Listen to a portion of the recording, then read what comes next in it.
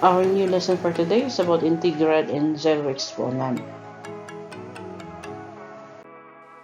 So before we are going to discuss about integral and the zero of the exponent, we need to recall the law of exponent. So the first law is the product of a power.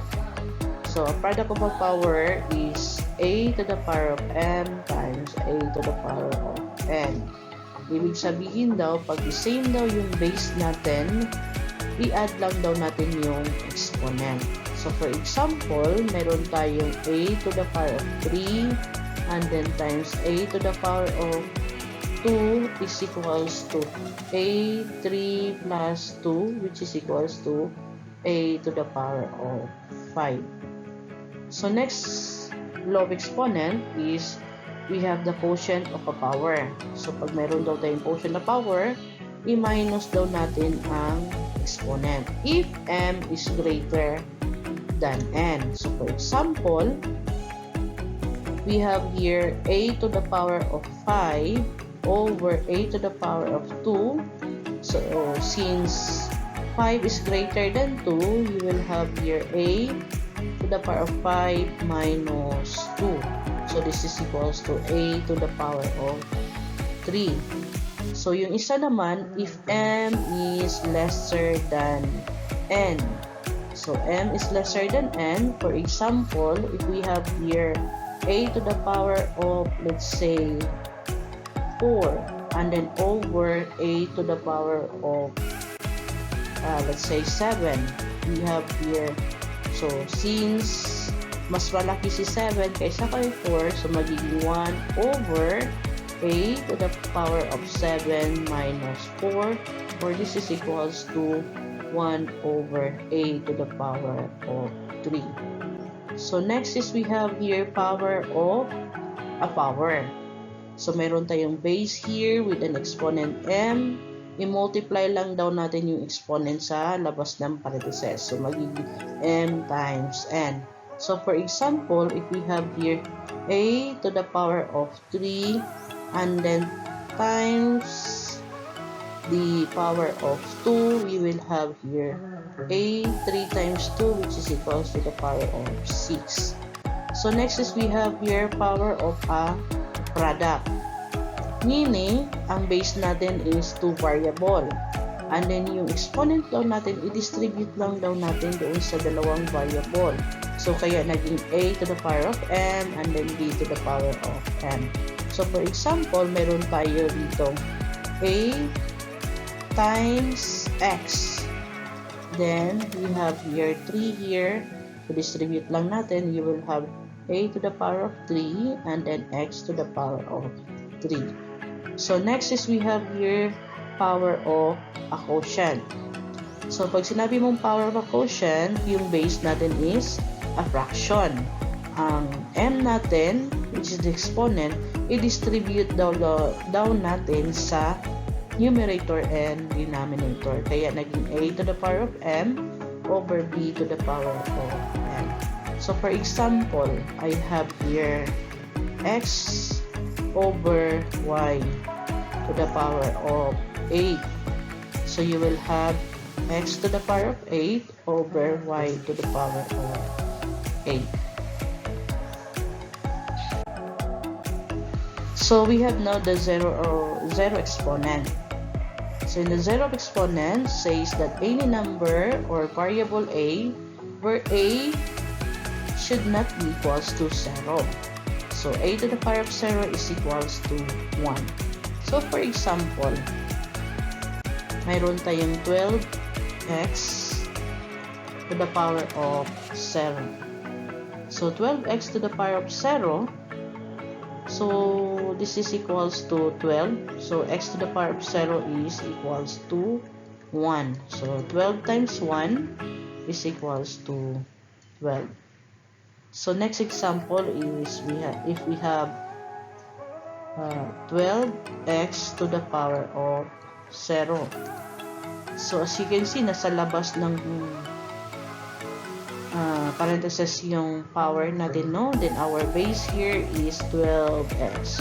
So distribute natin using the law of exponent. So you will have 12 to the power of 0, and then we have here x to the power of 7. So which is equals to 1. So this is equals to 1, 1. So 1 times 1, that is equals to 1. Another example, if we have here x to the power of 0 plus 3 times x plus 3 to the power of 0. So, dito sa loob ng parenthesis na ito, sa itong first one, yung x lang ang may power of 0. So, pwede natin yung simplify as 1 plus 3. While here, hindi natin pwedeng i-distribute ang 0 inside the parenthesis. Bakit? Dahil mayroon siyang plus na sign sa loob ng parenthesis. Unlike doon sa other example natin, between the two numbers is multiplication. So, dito, plus. So, hindi siya pwedeng distribute. So, meaning, ito siya ang magiging base natin, itong x plus 3. So, this is equals to 1. So, times 1. So, 1 plus 3, that is equals to 4 times 1 equals to 4. Another example. So, if we have here 45 a to the 4, then b squared over 5a for b. Take note with the numerical coefficient, no? 45 sa taas, sa numerator, and then 5 sa denominator. So, we can divide. 45 divide 5, that is equals to 9. And then, how about here? Yung a natin. Ang a natin, so, since they are equal, so, akyat na lang natin. So, 4 minus 4. And here, mas malaki yung 2 kaysa 1, so, magiging b 2 minus 1. So, this is equals to 9, 4 minus 4, that is equals to 0, 2 minus 1, that is equals to 1. So, this is equals to 1, so magiging 9, b ang final answer natin. So, since 9 times 1, that is 9, and then times b, so we have 9b. Let's have more example. If we have here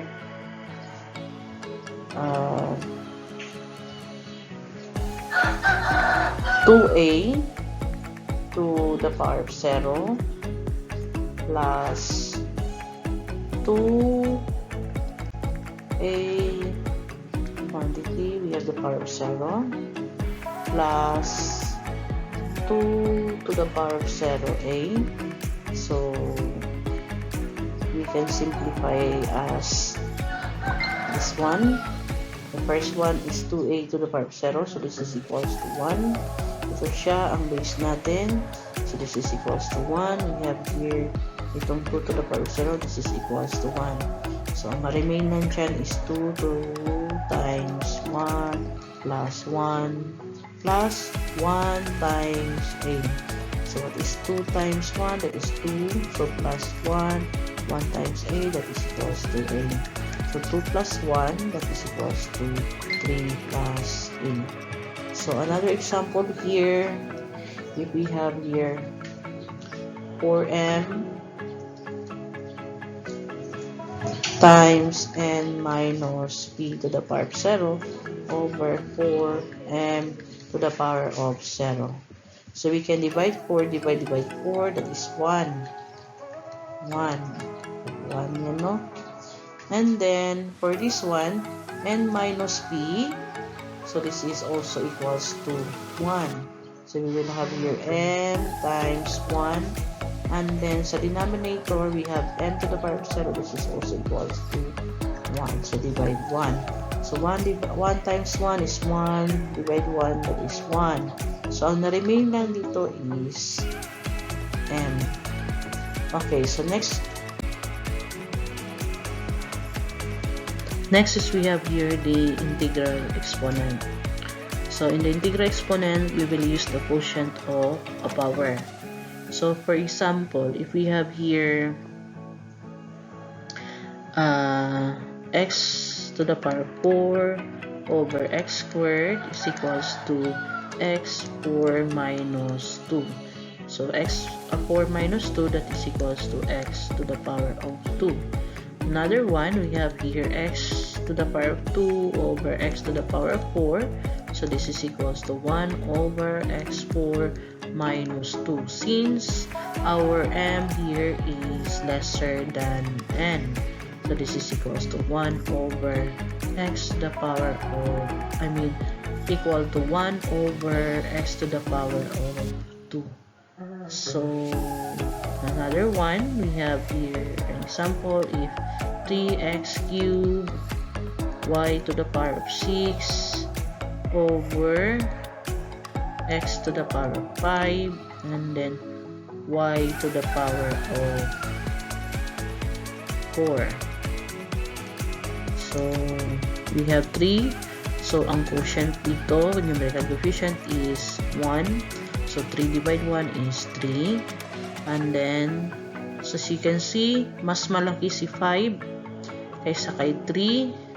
So baba natin si 3, no? So magiging x 5 minus 3. Dito naman sa y, mas malaki si y. So remain siya sa taas. So magiging 6 minus 4. So our final answer here is we have here 3. Then y, 6 minus 4 is 2. Then over 5 minus 3 is 2. So we have here x squared. So more example. So let's have more example. So we are going to express all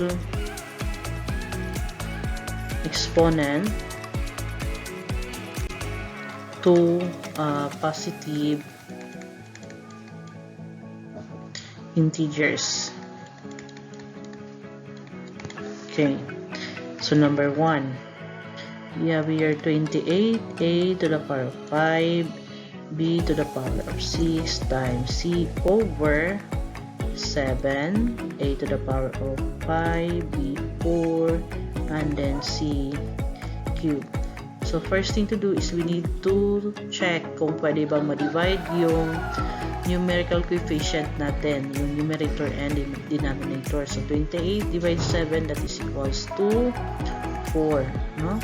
So then the variable now, so we have a to the power of 5. So since equal sila, so akyat natin lahat sila sa 5 minus 5. And then 6 and 4, so mas malaki si 6, so dito siya remain sa taas. So we have 6 minus 4. So dito naman sa c, mas malaki si c3, so baba yung c nasa numerator.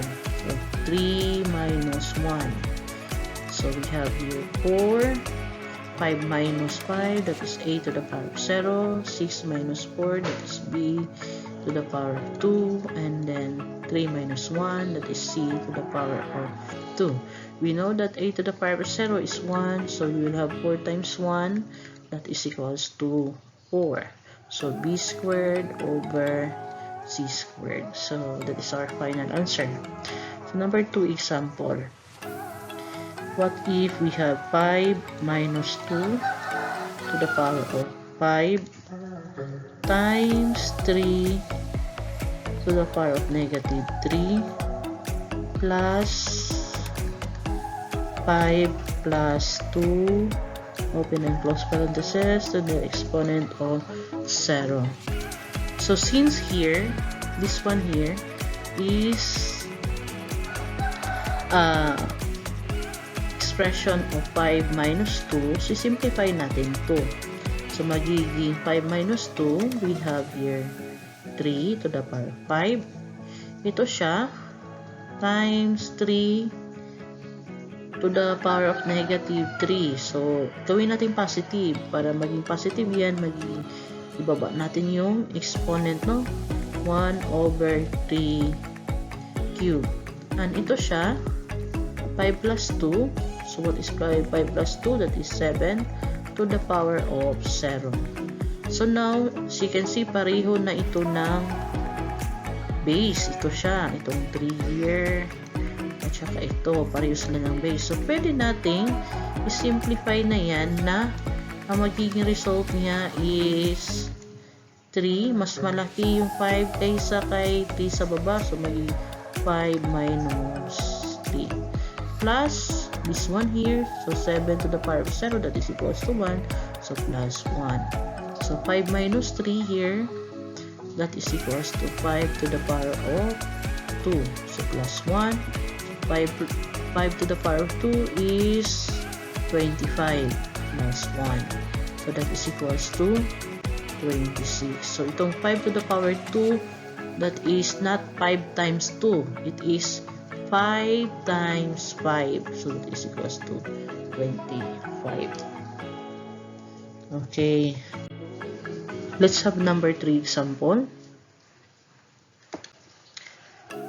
If we have here a to the power of 2 and then merong negative sa labas, no? Negative na exponent times times 10 minus 8 to the power of 14 and then times 4 to the power of negative 5.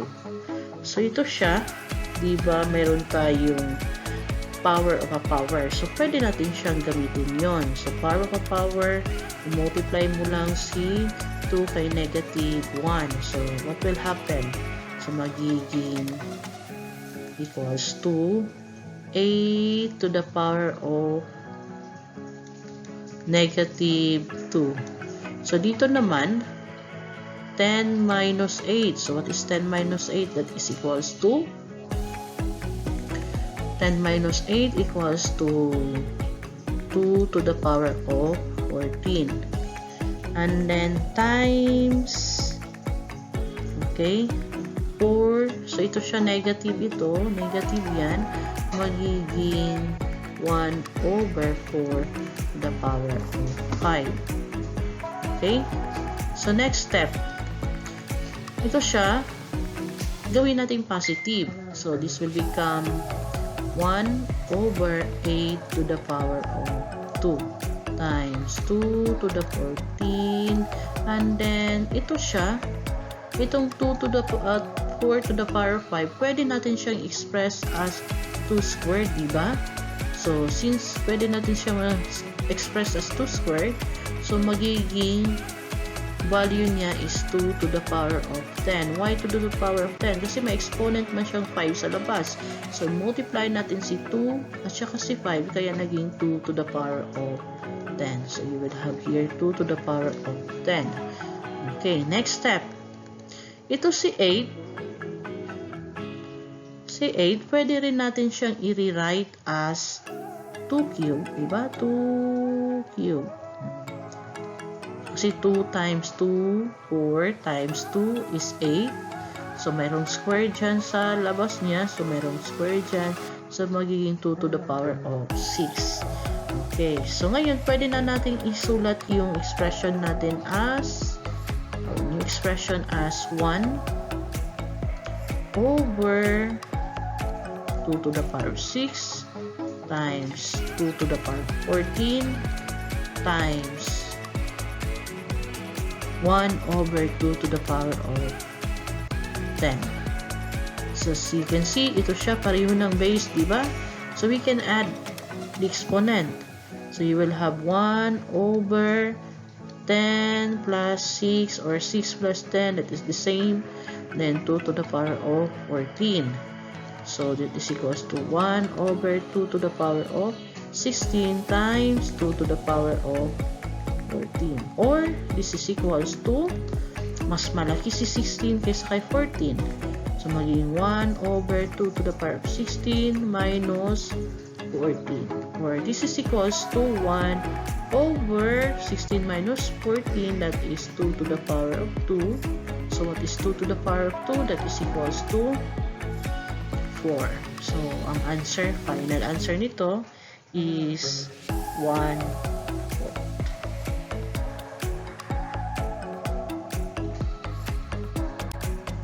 Number 4 example.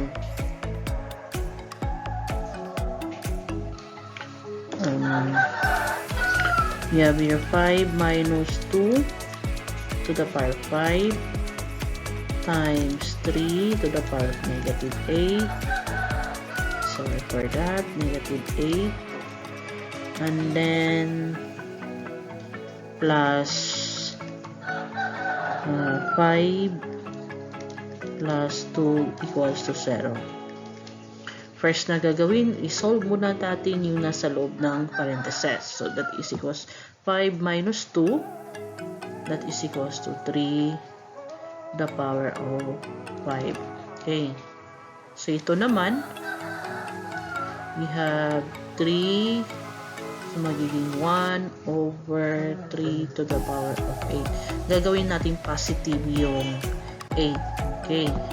So next is plus 5 plus 2, that is 7 to the power of 0. Ngayon, gamitan natin ng power of a quotient. So, as you can see, yung 8 is mas malaki kaysa 5. So, bababa si 5. So, magiging 1 over 3 to the power of 8 minus 5.